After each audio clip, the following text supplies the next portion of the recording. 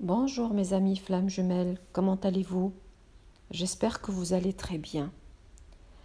Alors pour répondre à certains commentaires et à certaines questions qui m'ont été formulées par certains abonnés qui me demandaient comment il faut procéder pour éventuellement faire revenir son runner.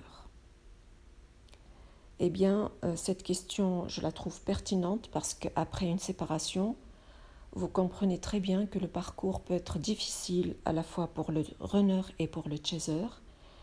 Et surtout les chasers se posent cette question, comment faire et comment procéder.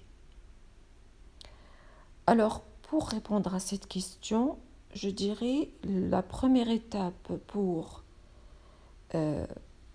que le runner puisse revenir au lien, c'est que le chaser doit se concentrer sur lui-même et travailler sur lui-même. Il faut savoir que travailler sur soi-même est un processus continu de croissance personnelle et de développement intérieur. Ça commence par, premièrement, la connaissance de soi. Il faut que vous preniez le temps d'explorer et de comprendre vos émotions, vos motivations, vos valeurs et vos croyances. Soyez honnête avec vous-même et plongez dans votre propre intériorité. La connaissance de soi est essentielle pour établir une base solide et saine dans une relation. Ça passe aussi par la guérison émotionnelle. Il faut identifier les blessures émotionnelles du passé qui pourraient avoir un impact sur vos relations présentes. Il faut travailler sur la guérison de ces blessures. Il y a des techniques pour cela, d'ailleurs que nous avons décrit dans des anciennes vidéos, des techniques telles que la méditation, l'écriture, le travail énergétique ou toute autre approche qui vous convient, bien sûr. En guérissant vos blessures, vous serez mieux équipé pour maintenir une relation saine. Troisième étape ou troisième chose à faire pour le travail sur soi, c'est l'amour de soi. Il faut cultiver l'amour et l'estime de soi. Apprenez à vous accepter, à vous pardonner et à vous traiter avec bienveillance. Prenez soin de vous physiquement, émotionnellement et spirituellement. L'amour de soi est essentiel pour établir des relations saines. Quatrième chose à faire, c'est l'équilibre et l'indépendance. Assurez-vous de maintenir un équilibre entre votre vie personnelle et vos aspirations amoureuses. Il est important de cultiver votre propre indépendance, vos passions et vos intérêts. Ne placez pas toute votre attention et votre énergie uniquement sur votre runner. Donc, il faut trouver un équilibre dans les autres aspects de votre vie. Cinquième manière de travailler sur soi-même, c'est d'essayer d'évoluer sur le plan spirituel. Continuez à approfondir votre connexion spirituelle, explorez différentes pratiques, telles que je l'ai décrit sur plusieurs vidéos auparavant, méditation, prière, yoga, pleine conscience, etc. Ces pratiques vont vous aider à vous concentrer, à vous connecter à votre intuition et rester ouvert aux leçons et aux défis de la relation avec votre jumeau. Donc après cette première étape de travail sur soi, la deuxième étape, c'est pratiquer l'amour inconditionnel. Pour ce faire, il faut lâcher les jugements. Essayez de suspendre les jugements envers vous-même et envers les autres. Acceptez que chacun ait ses propres expériences, ses forces et ses faiblesses. Soyez bienveillant et ouvert d'esprit et évitez de porter des jugements hâtifs. Il faut aussi pratiquer la compassion. Mettez-vous à la place des autres et essayez de comprendre leurs perspectives et leurs émotions. Montrez de la compassion envers leurs luttes et leurs souffrances.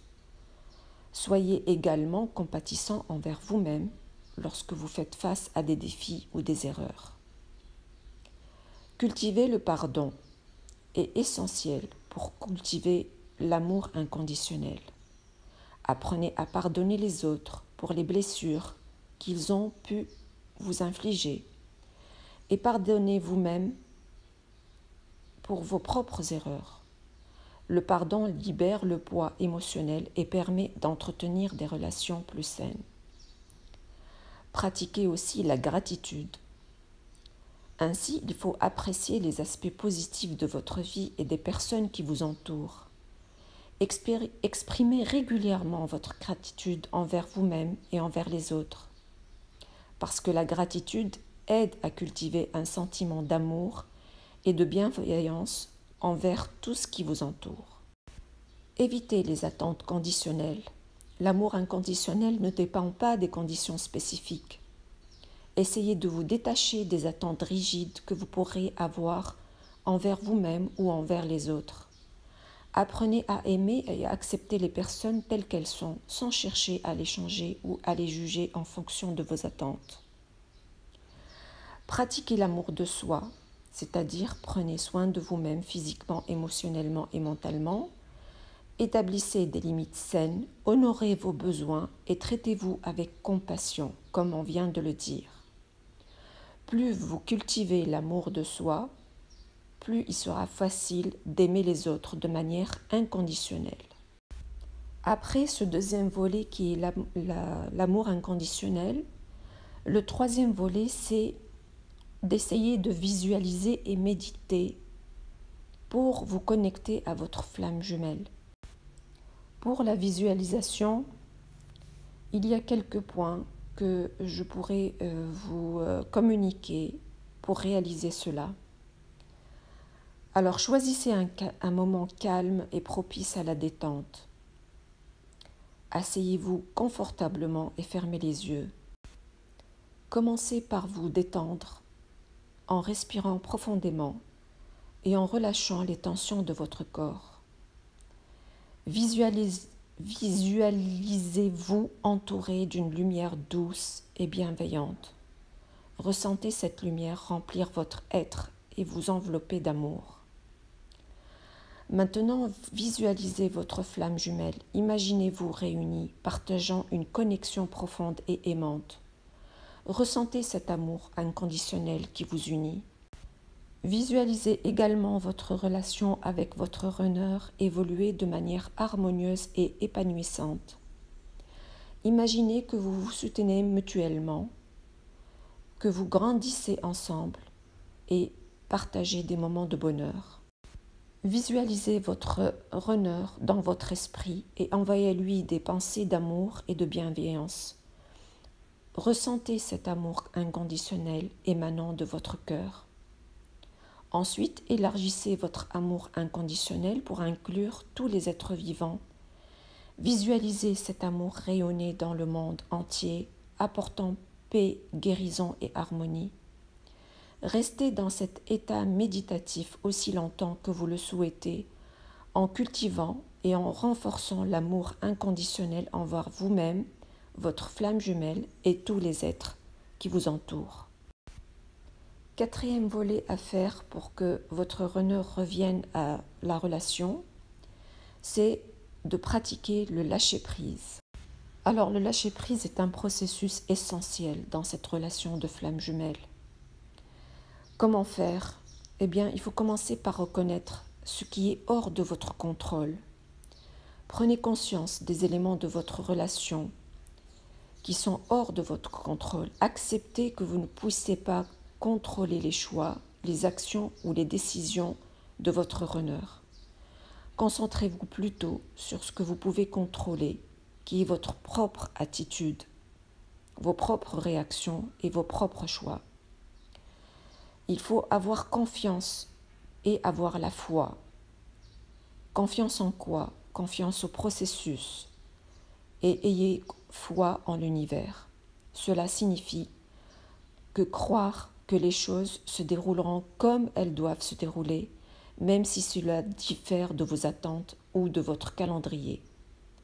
Ayez confiance que votre runner est également sur propre chemin d'évolution et que l'alignement se fera en temps voulu. Lâchez les attachements et les attentes, car les attachements et les attentes rigides peuvent créer des tensions et des résistances dans une relation de flamme jumelle. Essayez de vous détacher des résultats et des attentes quant à la façon dont votre relation devrait évoluer. Soyez ouvert à toutes les possibilités et soyez prêt à laisser aller les attentes qui ne servent pas votre bien-être émotionnel.